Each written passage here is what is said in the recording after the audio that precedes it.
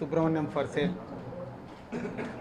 1 year కష్టపడి తయారు చేసి ప్రేక్షకుల దగ్గర పంపిస్తే ప్రేక్షకులు ఒక మంచి రెస్పాన్స్తో ఒక సక్సెస్ఫుల్ సినిమాని మా బ్యానర్కి ఇచ్చినందుకు ముందు తెలుగు ప్రేక్షకులందరికీ ప్రత్యేకంగా ధన్యవాదాలు.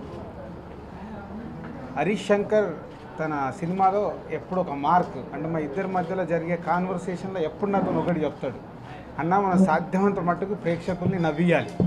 సో ప్రేక్షకుడి వాళ్ళ థియేటర్కి వచ్చేది బేసిక్ ఎంటర్టైన్మెంట్, ఎంత నవ్వియగలుగుతామో అంత నవ్విద్దామనే ఈ స్క్రిప్ట్ స్టేజ్ నుంచి సెకండ్ హాఫ్లో తను ఏదైతే నాకు కథ చెప్పినప్పుడు తను కాన్ఫిడెంట్గా చెప్పాడు. ఎస్పెషలీ ఫిష్ వెంకట్ ట్రాక్ కానీ రావు రమేష్ గారిది వాట్సాప్ ఎపిసోడ్ కానీ మన థియేటర్లో నేను మార్నింగ్ 6 o'clock షో చూశాను, 11 o'clock షో చూశాను. ప్రేక్షకుల దగ్గర నుంచి హరీష్ నమ్మింది ఏదైతే ఆ ఎంటర్టైన్మెంట్ ఉందో అది వాళ్ళ ప్రేక్షకులకు హిలేరియస్గా థియేటర్లో ఎంజాయ్ చేసే ఐటమ్స్ అయ్యాయి. సో హరీష్ నమ్మిన దాన్ని తేజుని ఒక డైనమిక్ యాక్షన్లో మెగా ఫ్యామిలీలో ఏదైతే స్ట్రెంగ్త్ ఉందో అవన్నిటిని వాడుకొని పర్ఫార్మెన్స్లో కానీ డ్యాన్స్లలో కానీ ఫైట్లలో కానీ ఒక డైలాగ్స్లో మేనరిజం అన్నీ ఎక్కడైనా ఒక కొత్త సాయి ధరమ్ తేజ్ 3వ సినిమాకే నేను ముందు నుంచి చెప్తున్నట్టు తేజు దగ్గర నుంచి ఏదైతే తీసుకోవాలో అది ఇచ్చి స్క్రీన్ ప్రజెన్స్ చేయించి విజువల్ బ్యూటీ గువా గోరింగ్ ఒక స్పెషల్ ఐటమ్ సాంగ్గా దానికి వచ్చిన రెస్పాన్స్ చూస్తుంటే చాలా హ్యాపీగా ఉంది. రెస్పాన్స్ ఎంత అంటే నిన్న థియేటర్లో నేనే తట్టుకోలేక సంధ్య థియేటర్లో పేపర్లు ఎగేసాను, అంటే ఒక ఫ్యాన్ అయిపోయాను, అంత ఎంజాయ్ చేశాము. సో ప్రేక్షకులకు మరొకసారి ధన్యవాదాలు. అండ్ హరీష్ లాస్ట్ ఫిలిం మాకు సక్సెస్ కాకుండా మేము అనుకున్నది వర్కౌట్ కాకుండా దీన్ని పట్టుదలతో సక్సెస్ చేయాలని తను పడ్డ కష్టము, బ్యానర్లో నేను హిట్ సినిమా ఇవ్వాలనే తన సంకల్పం, అలాగే తేజుని స్టార్ హీరోని చేయాలనుకున్న తన సంకల్పం ఇవాళ నెరవేరినందుకు హరీష్కి ఏ స్పెషల్ థ్యాంక్స్. పెద్ద స్థాయి హీరో రేంజ్ ఓపెనింగ్స్ వచ్చినాయి.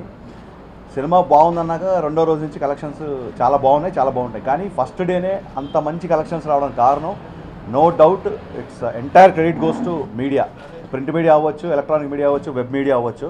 బిఫోర్ రిలీజ్ జరిగిన పబ్లిసిటీ జనాల వరకు తీసుకెళ్ళి ఒక మంచి సినిమా వస్తుంది అని చెప్పడంలో my special thanks to media from bottom of my heart. అంటే ఇంతకుముందు నేను స్టార్ హీరోలతో చేశాను, ఓపెనింగ్స్ బాగా ఉన్నాయి.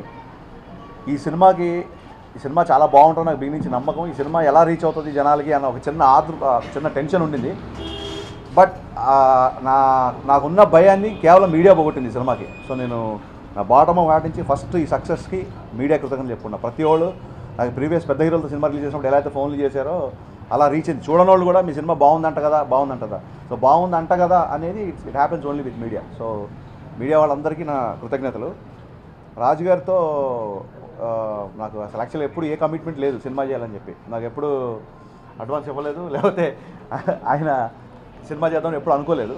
గబ్బర్ సింగ్ తర్వాత ఒక ఇండస్ట్రీ హిట్ లాంటి పెద్ద సినిమా చేసిన తర్వాత ఎక్కడన్నా కాస్త ఏమరపాటుతనంగానో సక్సెస్ ఇచ్చిన ఓవర్ ఎంజాయ్మెంట్తోనో లేకపోతే సక్సెస్ వల్ల వచ్చిన ఏమన్నా అహంకారంతోనో ఎక్కడ తప్పు చేస్తానో అన్న ఒక చిన్న భయంతో నేను ఎన్టీఆర్ గారు చెప్పాను. అప్పుడు మనకు రాజు గారు ప్రొడ్యూస్ ఉంటే బాగుంటుంది, దానికి డైరెక్టర్తో పాటు కంప్లీట్ జర్నీ ఉంటుంది. స్క్రిప్ట్లో ఎక్కడన్నా ఏమన్నా లోటుపాట్లు ఉన్నా సర్దే సమర్థత ఉన్న చాలా కొద్దిమంది ప్రొడ్యూసర్లో ఈ జనరేషన్లో రాజు గారు. సో వాంటెడ్గా నేను రామాయ వస్తాయా రాజుగారి బ్యానర్లు చేద్దామని నేను ఎన్టీఆర్ గారు రిక్వెస్ట్ చేసి ఆయన ఆల్రెడీ బృందావనం చేశారు కాబట్టి చాలా కంఫర్టబుల్ ఫీల్ అయి చేసాము. బట్ సరే మయమోడు తెలిస్తే దైవమోడు తెలిసింది అనుకుంటారు, మేము అనుకున్న రిజల్ట్ రాలేదు. బట్ ద బెస్ట్ పార్ట్ ఏంటంటే రాజు గారితో ట్రావెల్ దొరికింది నాకు. ఆ సినిమాకి సక్సెస్ దొరకపోయినా దిల్రాజు గారితో ట్రావెల్ దొరికింది. అంటే అసిస్టెంట్ డైరెక్టర్గా ఉన్నప్పటి నుంచి ఎస్విసి క్రియేషన్స్లో చేయాలని దిల్రాజు గారి బ్యానర్లు చేయాలని ప్రతి అసిస్టెంట్ డైరెక్టర్గా ఉండే కోరిక. నేను అసిస్టెంట్ డైరెక్టర్గా ఉన్నప్పుడు ఆయన కొత్త డైరెక్టర్లు ఇంట్రడ్యూస్ చేస్తున్నప్పుడు చాలా ఆతృతగా కానీ ఎప్పుడు స్క్రిప్ట్ చెప్పే ఛాన్స్ కూడా రాలేదు.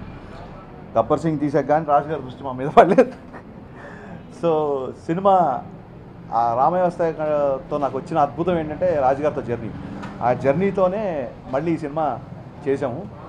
అండ్ బిగినింగ్ నుంచి మీరు సినిమా చూసుకుంటే సెకండ్ హాఫ్లో ఒకటే ఒక ఫైట్ ఉంటుంది. క్లైమాక్స్లో ఫైట్ ఉండాలని, కమర్షియల్ హీరోతో చేస్తున్నా కాబట్టి ఇన్ని ఫైట్లు ఇన్ని సాంగ్స్ ఉండాలని కానీ ఎప్పుడు ఈ సినిమాకి అనుకోలేదు. బట్ అక్కడికి ఫైట్లు సాంగ్స్ ఎందుకున్నాయంటే అది కావాలని పెట్టింది కాదు. బేసిక్గా నేను మా సినిమాలు ఇష్టపడేవాడిని, ఈ రోజు ఇష్టపడేవాడిని కాబట్టి నా కథలు ఇలాగే ఉంటాయి. సెకండ్ హాఫ్ మట్టుకు స్క్రిప్ట్ ఏది డిమాండ్ చేసిందో దానికే వెళ్ళింది. అండ్ క్లైమాక్స్ షూట్ చేసిన తర్వాత రాజుగారు అన్నారు, నువ్వు చెప్పిన క్లైమాక్స్ దీంట్లో కనబట్టలేదు, ఇంకేమన్నా ఒక 2 మంచి డైలాగ్ పడితే బాగుంటుంది కదా అన్నారు. నేను రిలీజ్ చేయాలని ఆతృతలో లేదన్నా బాగానే ఉంది, బ్యాక్గ్రౌండ్ స్కోర్ వచ్చే బాగుంటుంది చూడు అన్నాను. ఫుల్ సినిమాలో డైలాగ్ రైటర్గా బాగా విజృంభించి నువ్వు క్లైమాక్స్లో ఎక్కడో కొంచెం డైలాగ్స్ నాకు సాటిస్ఫాక్టరీ లేవు అన్నారు. అంటే మళ్ళీ 2 డైలాగులు రాసి ఆ 2 షాట్ల వరకు మళ్ళీ రీషూట్ చేయడం జరిగింది. అండ్ వెరీ మచ్ థ్యాంక్ఫుల్టీ అన్న. ఇవాళ క్లైమాక్స్కి ఫస్ట్ టైం మాస్ డైరెక్టర్గా గుర్తింపు ఉన్న నాకు, నా పంచ్ డైలాగులు ఈరోజు డైలాగులు చెప్పే జనాలు, ఒక మధ్యతరగతి తండ్రికి కొడుకు ప్రేమ కంటే కూతురు పెళ్ళే ముఖ్యం రా, ఈ డైలాగులు నాకు అందరు ఆడియన్స్ చెప్తూ ఉంటే తల్లిని క్షమించేంత గొప్ప కొడుకు ఇంకా ఈ ప్రపంచంలో పుట్టలేదు నాన్న. ఈ డైలాగులు రాయడానికి కారణం ఓన్లీ దిల్ రాజు గారు. నువ్వు రాస్తావు అని ఒక హిప్నటిజం టైప్లో చేశారు. సో క్లైమాక్స్కి ఇవాళ ఎంత పెద్ద ఆదరణ రావడం, క్లైమాక్స్ గురించి జనాలు మాట్లాడుకోవడం, నాకు చిన్న టెన్షన్ బిగినింగ్ నుంచి కొంచెం మాస్గా ఉండాలి క్లైమాక్స్. బట్ ఈ కథలో ఫైట్ చేయడానికి ఎవరు లేరు. హీరో ఒక సాక్రిఫైస్ చేసే క్యారెక్టర్ తప్ప ఫైట్ చేసే క్యారెక్టర్ కాదు. నాకు నిజంగా నార్మల్గా నేను ఒక ఫ్యాన్గా చూసాను కళ్యాణ్ గారిని కానివ్వండి, చిరంజీవి గారిని కానివ్వండి. సో అక్కడి నుంచి నాకు ఫ్యాన్స్ వచ్చేంత స్థాయికి నన్ను తీసుకెళ్ళేందుకు హరీష్ అన్నకి అండ్ అలాగే రాజు గారికి నేను చాలా థ్యాంక్స్ చెప్పుకుంటాను. నన్ను నమ్మి నా ముందు సినిమా రిలీజ్ అయిన ముందు సినిమా అంత ఆడకపోయినా కానీ నన్ను నమ్మి సినిమా ఏం కాదు మనం బాగా తీయాలి, మన ఎఫర్ట్ అంటూ మనం పెట్టాలని చెప్పేసి రాజు గారు నా పెట్టిన నమ్మకం. అలాగే హరీష్ అన్న నా మీద నేను ఎలాగైనా బాగా పర్ఫామ్ చేయాలి, ఎలాగైనా మంచి ఇది ఇవ్వాలి అని చెప్పేసి అన్న నా మీద పెట్టిన నమ్మకం. నేను ఎలాగైనా కానీ వీళ్ళిద్దరు నమ్మకం నేను మూవ్ చేయకూడదని చెప్పి నేను ఎంతో కష్టపడ్డానండి. హరీష్ అన్నకి వాళ్ళ నన్ను నమ్మారు కాబట్టి అంత ఇదిగా. అండ్ అలాగే ఇంకొక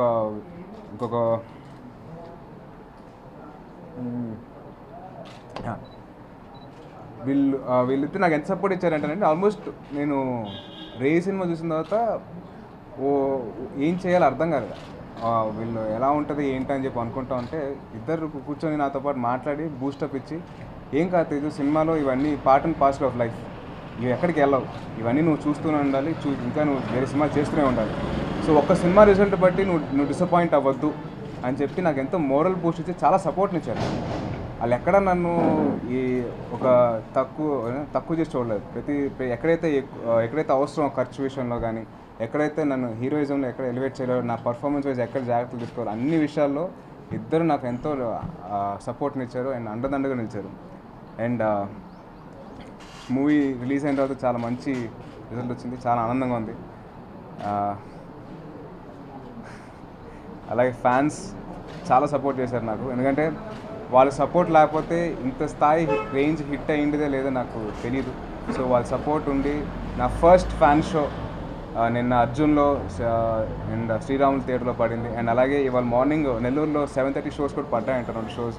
నాకు చాలా ఆనందంగా ఉంది వాళ్ళ సపోర్టు. అండ్ అలాగే మీడియా వారి సపోర్ట్ ఉండి మా సినిమాని ఇంకా బెటర్గా రీచ్ అయ్యేట్ చేశారు జనాల్లోకి. థ్యాంక్ యూ అండి, థ్యాంక్ యూ సో మచ్. మీ అందరి సపోర్ట్ ఇలాగే ఉండాలి అండ్ మీ అందరి బ్లెస్సింగ్స్ ఇలాగే ఉండాలి అండ్ ఫ్యాన్స్ బ్లెస్సింగ్స్ కూడా మాతో పాటు ఎప్పుడు ఉండాలని చెప్పి నేను సెలవు తీసుకుంటాను. Thank you so much. జై హింద్.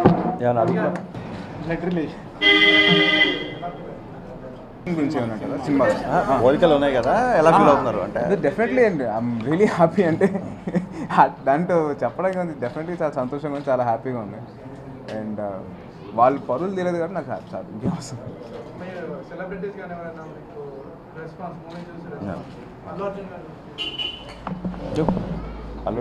ఫోన్ చేశాడండి బన్నీ, ఫోన్ చేసి తేజు నువ్వు ఎవరి మాటలు ఏం పట్టించుకోకు, నువ్వు అనుకున్న దానికంటే సూపర్ డూపర్ హిట్, అసలు బంపర్ హిట్ అని చెప్పి అన్నాడు.